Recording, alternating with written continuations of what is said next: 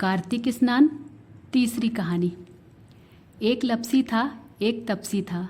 तपसी हमेशा भगवान की तपस्या में लीन रहता था। लपसी रोजाना सवा सेर की लपसी बनाकर भगवान को भोग लगाकर जीम लेता था। एक दिन दोनों लड़ने लगे। तपसी बोला, मैं रोज भगवान की तपस्या करता हूँ, इसलिए मैं बड़ा हूँ। लपसी बोला, मैं रोज भगवान को सवा सेर लपसी का भोग लगाता हूँ, इसलिए मैं बड़ा हूँ। नारद जी वहाँ से गुजर रहे थे। दोनों को लड़ता देखकर उनसे पूछा कि तुम क्यों लड़ रहे हो। तपसी ने खुद के बड़ा होने का कारण बताया और लपसी ने अपना कारण बताया। नारद जी बोले, तुम्हारा फैसला मैं कर दूंगा। दूसरे दिन लपसी और तपसी नहाकर अपनी रोज की भक्ति करने आए तो नारद जी ने छुप कर 1.25 करोड़ की एक अंगूठी उन दोनों के आगे रख दी। तपसी की नज़र जब अंगूठी पर पड़ी तो उसने चुपचाप अंगूठी उठाकर अपने नीचे दबा ली। लपसी की नज़र अंगूठी पर पड़ी लेकिन उसने ध्यान नहीं दिया।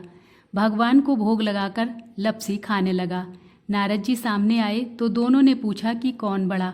तो नारद जी ने तपसी से खड़ा होने को कहा।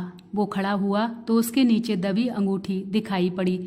नारद जी ने तपसी से कहा, तपस्या करने के बाद भी तुम्हारी चोरी करने की आदत नहीं गई, इसलिए लपसी बड़ा है और तुम्हें तुम्हारी तपस्या का कोई फल भी नहीं मिलेगा।